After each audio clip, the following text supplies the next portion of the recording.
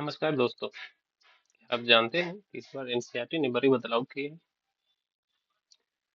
जैसा कि आप सभी को पता है कि क्लास 9th में काफी चेंजेस लाए गए हैं एनसीईआरटी के द्वारा। और क्लास 10th के सिलेबस में भी काफी चेंजेस हुए हैं। खास करके अगर हम लोग बात करें तो इंग्लिश इंग्लिश में पूरा चेंजेस देखने को मिला है। जो पुरानी बिहाइव्स और मोमेंट्स के बुक्स जो थे हम लोग, वो पूरी तरह से बंद हो चुके हैं। और क्लास 9th की अगर बात करें तो उसके पूरे सोशल साइंस के स्ट्रक्चर्स बदल दिए गए हैं। जो भी बुक्स थे उनको कंबाइन कर दिए हैं और बहुत चीजें इसके बारे में डिस्कस करेंगे। और साथ ही साथ में इस चीज को भी जानेंगे कि साथ ही साथ क्लास 10th के सिलेबस को भी क्या चेंज किया गया है या फिर नहीं चेंज किया गया। अगर हम लोग बात करें क्लास 9th के लिए, तो क्लास 9th की इंग्लिश बुक जो है वो पूरी तरह से चेंज कर दी गई है। और सोशल साइंस के बारे में बात करें तो सोशल साइंस की बुक जो है उनकी स्ट्रक्चर सिर्फ और सिर्फ चेंज हुई है। बुक चेंज नहीं हुआ, थोड़ा सा सिलेबस बदल दिया गया है, उनके पैटर्न्स बदल दिए गए हैं। खास करके आज की वीडियो में हम लोग यही कवर करने वाले हैं क्लास 9th में क्या क्या बदला है। चाहे इंग्लिश हो, एसएसटी हो, साइंस हो। और एक न्यू सब्जेक्ट भी जो है ना वो आप लोगों के लिए ऐड किया गया है। उस सब्जेक्ट के बारे में जानेंगे, शायद वो आपके लिए नया हो सकता है। क्लास 10th के स्टूडेंट के बारे में बात कर ले तो उनको क्या डिसीजन लेना है, क्या उन्हें एनसीईआरटी ने उनके लिए क्या सोचा है, इसके बारे में पढ़ेंगे। और सबसे इम्पोर्टेंट है कि अभी आपको करना क्या चाहिए। अभी से क्योंकि बहुत सारे स्कूल्स होंगे, उनके सेशन शुरू होने वाले होंगे 5-6 दिन या ऑलमोस्ट 10 दिन 15 दिन के बाद। तो इसमें करना क्या चाहिए, तो लास्ट तक देखिएगा। शुरू करते हैं। तो अगर हम लोग नाइन्थ के बारे में बात करें, फर्स्ट नाइन्थ से शुरू करते हैं फिर 10th तक चलेंगे। तो पहले थोड़ा बैकग्राउंड समझ लेते हैं क्या क्या कैसे कैसे क्यों हो रहा है वगैरह। तो जैसा कि आपने एनईपी 2020 का नाम सुना होगा, 2020 का नाम सुना होगा, NP national education policy 2020 I mean. तो इस पॉलिसी के अंदर एनसीईआरटी ने बहुत सारे चेंजेस किए थे। क्योंकि जो सिलेबस जो था उतना ज्यादा हेवी नहीं होना चाहिए था, इस पे एनसीईआरटी ने बातचीत की। जो इससे पहले हम लोगों का सिस्टम चलता था वो सिस्टम यह था कि बच्चे जो थे हैं वो सिर्फ और सिर्फ रट्टा मार पे ध्यान देते थे। वो रटने पर ध्यान दिया करते थे, प्रैक्टिकल्स कम हुआ करते थे। और समझने पर फोकस भी कम हुआ करता था। इंडियन कल्चर्स की अगर हम लोग बात कर ले एसएसटीज में, इंडियन कल्चर्स को पूरी तरह से खत्म ही कर दिया गया था। जो रियल लाइफ लर्निंग जो थे वो ज्यादा हो, इस पर ध्यान दिया गया। क्योंकि पहले के एनसीईआरटी अगर हम लोग देखेंगे तो उसमें हमने फ्रेंच रेवोल्यूशन पढ़ते थे। फिर इधर हम 10th में आ जाते थे तो अलग अलग पढ़ते थे। जैसे कि 9th में फिर हम लोग हिटलर के बारे में पढ़ते थे। तो कहीं ना कहीं उसमें इंडियन कल्चर्स के बारे में डिस्कस नहीं किया गया था। इसलिए एनसीईआरटी ने एक ऐसा प्लान बनाया 2026 से 2027 सेशन, और आगे आने वाले जितने भी सेशंस होंगे उन सारे सेशन में ये चेंजेस जारी रहेंगे। और क्लास 9th में ये सेशन से चेंजेस किए गए। क्लास 9th इंग्लिश के बारे में बुक के बारे में बात कर ले, जैसे कि आप देख रहे हैं कि इंग्लिश की बुक जो होती है, इंग्लिश की बुक पहले जो थी वो बिहाइव और मोमेंट्स थी, जिसको खत्म कर दिया गया है। और अभी जो है वो कावेरी की नई किताबें चल रही है मार्केट में। कहीं पे जो है कावेरी के आपको पीडीएफ्स मिल जाएंगे, बट ये बुक जो है ना अभी प्रिंट में है। कुछ दिनों में ये अवेलेबल हो जाएगा। जैसे कि आप सभी ने क्लास 9th में बिहाई पढ़ा होगा, बिहाई में बहुत सारे चैप्टर्स हुआ करते थे। आपने सीनियर्स वगैरह पढ़े होंगे, द फन दे हैड हो गया, रोड नॉट टेकन, पोएम्स वगैरह। ये मोमेंट्स में जो है, मोमेंट्स जो था उनके लिए बिहाइव जो था वो मेन बुक हुआ करता था, और मोमेंट्स जो था सप्लीमेंट्री बुक हुआ करता था, सप्लीमेंट्री रीडर हुआ करता था।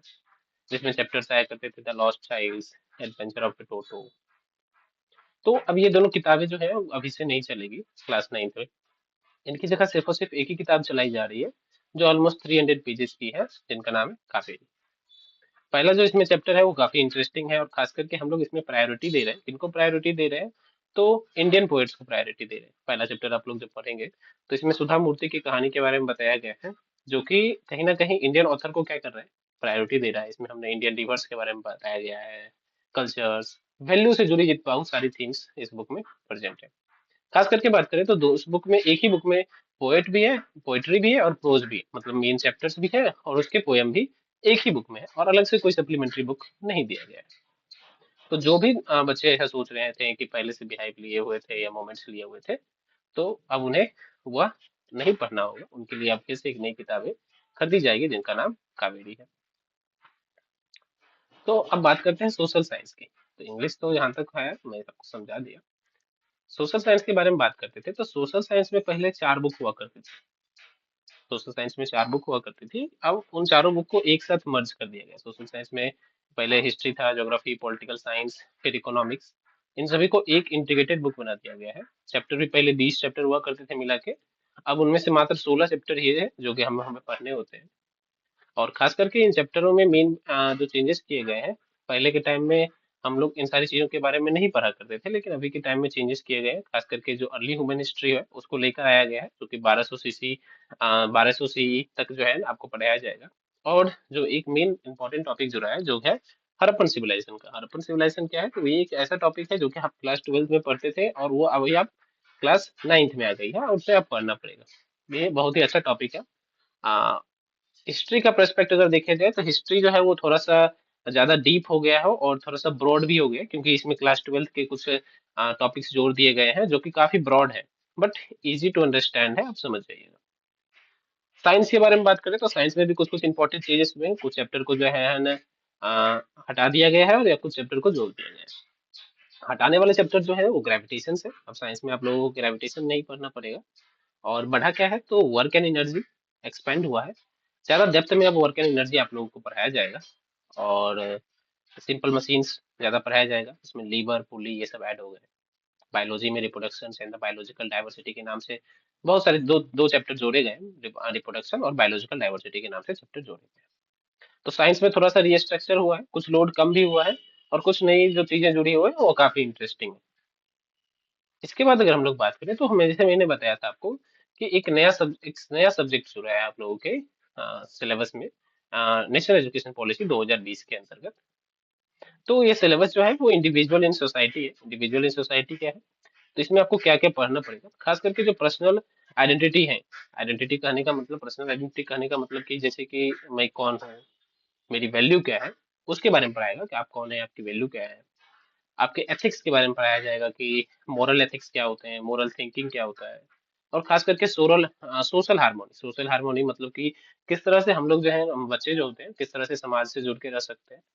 इसके लिए जो है ना एक नई काफी इंटरेस्टिंग एक सब्जेक्ट लेके आया गया है, इंडिविजुअल इन सोसाइटी करके। और सबसे इंटरेस्टिंग बात यह है कि इस सब्जेक्ट का एडिशनल कोई असेसमेंट एग्जामिनेशन नहीं होगा। जिस तरह से हम लोग ट्रेडिशनल एग्जामिनेशन पेपर पे लिख के देते थे, या इसके अलग अलग अलग अलग प्रोसेस हुआ करते थे, तो वो सब नहीं होने वाला। इसके एग्जाम जो होगा वो ट्रेडिशनल तरीके से नहीं होगा, बल्कि इसके प्रोजेक्ट्स बनाए जाएंगे आप लोगों के द्वारा, पोर्टफोलियोज बनाए जाएंगे, और इसी के बेसिस पे जो है मार्क्स दिया जाएगा। और ये मार्क्स जो है वो आपको जज किया जाएगा किसके बेसिस पे, तो आपके स्किल के बेसिस पे जज किया जाएगा, आपके नॉलेज के बेसिस पे जज किया जाएगा, और कुछ नहीं। ये जो आपने जो चेंजेस के बारे में मैंने बताया, कहीं ना कहीं ये फ्यूचर एजुकेशन को देखते हुए इस टॉपिक को बढ़ाया गया है, इस सिलेबस में इसको ऐड किया गया है कि बच्चे किस तरह से समाज में जुड़ के रह सकते हैं, और भी बहुत सारी बातें। तो खास करके एक एक चीज जो है ना वो बच्चों के द्वारा पूछी जा रही थी। तो साइंस में हमने पढ़ लिया कि क्या क्या चेंजेस हुआ है। तो ऐड हो गया है अपना ग्रेविटेशनल चैप्टर, पूरा तरह से खत्म कर दिया गया है। और वर्क एनर्जी एक्सटेंड हो गया, सिंपल मशीन, रिप्रोडक्शन और बायोलॉजिकल डाइवर्सिटी, ये सारे कुछ टॉपिक्स और कुछ नए चैप्टर्स ऐड किए गए हैं। उसके बाद अगर हम लोग बात करें, तो एक कम्प्लीटली सब्जेक्ट जो इंडिविजुअल इन सोसाइटी, जिसके बारे में मैंने बताया आपको, तो जिसमें पर्सनल आइडेंटिटी, इसमें यह है कि हु आई एम, मैं कौन हूँ, व्हाट इज हमारी वैल्यू क्या है। सेल्फ अवेयरनेस के बारे में बताया है, पर्सनल ग्रोथ के बारे में बताया है, एथिक्स मोरालिटी, क्या सही है क्या गलत है, कुछ एथिकल थिंकिंग्स, और कुछ रिस्पॉन्सिबल डिसीजन मेकिंग के बारे में भी बताया गया है।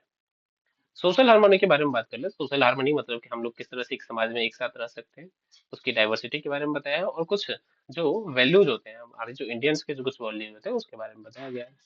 जैसा कि मैंने आपके सामने जिक्र किया कि एक स्पेशल चीज इसमें ऐड हुई है कि इसका कोई ट्रेडिशनल एग्जाम नहीं होगा, असेसमेंट होगा, और वो प्रोजेक्ट बेस्ड असेसमेंट होगा, स्किल स्किल बेस्ड असेसमेंट होगा, कोई मार्क बेस्ड असेसमेंट नहीं होगा। क्लास 10th के बारे में बात कर ले, तो बच्चे जो हैं वो लगातार ये पूछते आ रहे हैं कि जैसे क्लास 10th का भी सिलेबस क्या चेंज हुआ है, 26 से 27 में क्या हमें कुछ अलग पढ़ना पड़ेगा, हमने जो कुछ पहले से प्रिपरेशन करके रखी हुई थी वो बर्बाद हो जाएगी। तो नहीं, डरने की बात नहीं है, आप लोग अब सेफ है, क्योंकि क्लास 10th का सिलेबस 2026 से 27 के बारे में बात कर ले, तो वो बदलने वाला नहीं है। जो पुरानी एनसीईआरटी बुक है वो 100% वैलिड है, चाहे वो फर्स्ट फ्लाइट हो जाए, फुट प्रिंट हो जाए, वो अभी भी इस्तेमाल में होगी। बोर्ड का जो पैटर्न था, हम लोग का जो एग्जामिनेशन पैटर्न था, 80 मार्क्स प्लस 20 मार्क्स का जो इंटरनल एग्जामिनेशन होता था, वही होगा। और जो क्लास 10 की बुक है वो 27 से 28 में जो चेंजेस हुए ही, वो 27 से 28 में चलेगी, ना कि 26 से 27 में चलेगी। और खास करके अगर आप लोगों को देखना है, तो आप लोग जा सकते हैं एनसीईआरटी के ऑफिशियल एडवाइजरी पढ़ सकते हैं। 17 मार्च 2026 को ये एडवाइजरी निकाली गई है कि क्लास 10 के बुक जो है, वो करंट बुक जो है वो रिप्लेस नहीं किए जा रहे हैं। ठीक है। वो अब नए सेशन में रिप्लेस होंगे, जो कि 27 से 28 के सेशन में होंगे। अब प्लान आउट क्या है कि सबसे पहले तो क्लास 1 से 8 तो ऑलरेडी इम्प्लीमेंट हो चुका था पहले। क्लास 9 के बारे में बात करें तो 26 27 में वो इम्प्लीमेंट हो जाएगा। और टेंथ में भी अभी इम्प्लीमेंट नहीं होगा, और 11 12 की बातें बाद में करते हैं। तो अभी करना क्या चाहिए? सबसे लास्ट क्वेश्चन मैंने आपसे पूछा था कि आप लोगों के दिमाग में होगा कि अभी करना क्या चाहिए, क्योंकि बहुत सारे स्कूल में सेशन जो होंगे वो कुछ लेट से शुरू हो रहे होंगे, या फिर अभी भी शुरू होने में 10 5 दिन बचे हुए होंगे। तो दोनों के बारे में बात करते हैं। अगर आप क्लास 9 में जा रहे हैं 26 से 27 सेशन के लिए, तो आपको ध्यान देना है कि हमेशा न्यू एनसीईआरटी बुक खरीदना है। पब्लिकेशन डेट देख के 2026। इंग्लिश की नई किताबें होगी, जो कि कावेरी होगी। एसएसटी में सिर्फ और सिर्फ एक ही बुक होगा, जो इंटीग्रेटेड बुक होगा। सिविक्स हिस्ट्री सिविक्स ज्योग्राफी और इकोनॉमिक्स की एक किताब होगी। और साइंस में ये चेक कर लीजिएगा आप लोग बुक लेने से पहले कि उसकी कैरिकुलम क्या है। कैरिकुलम करने का मतलब है कि उसमें कौन कौन से चेंजेस हैं, क्या वो नया चैप्टर जो है वो जुड़ा हुआ है बायोलॉजी में, या फिर ग्रेविटेशन चैप्टर हटा हुआ है। और सेकेंड हैंड बुक तो लेना प्रीफर करिएगा ही मत। क्लास 10 के बारे में बात कर ले तो 26 27 सेशन के लिए सारे बच्चे रिलैक्स हो जाइए, चुपचाप अपने बोर्ड एग्जाम का प्रिपरेशन स्टार्ट कर दीजिए। और प्रैक्टिस कीजिएगा, खास करके जो क्लास 10 के बच्चे हैं उनको मैं बताना चाहूंगा कि प्रैक्टिस किस बेसिस पे कीजिएगा, तो केस बेसिस स्टडी पे कीजिएगा, सीबीक्यू पे। क्योंकि सीबीक्यू जो है वो अभी के तौर पे अगर देखा जाए तो कुछ सीबीक्यू जो है वो ज्यादा चर्चित में है, चर्चा में है। और क्वेश्चन भी उसी बेसिस पे आते हैं एनसीईआरटी की ऑफिशियल वेबसाइट पे। बाकी जो भी कुछ अपडेट्स होंगे वो मैं बता दिया करूंगा। चलिए, आपके अगर कुछ डाउट होती है तो कमेंट में पूछिएगा। Thank you.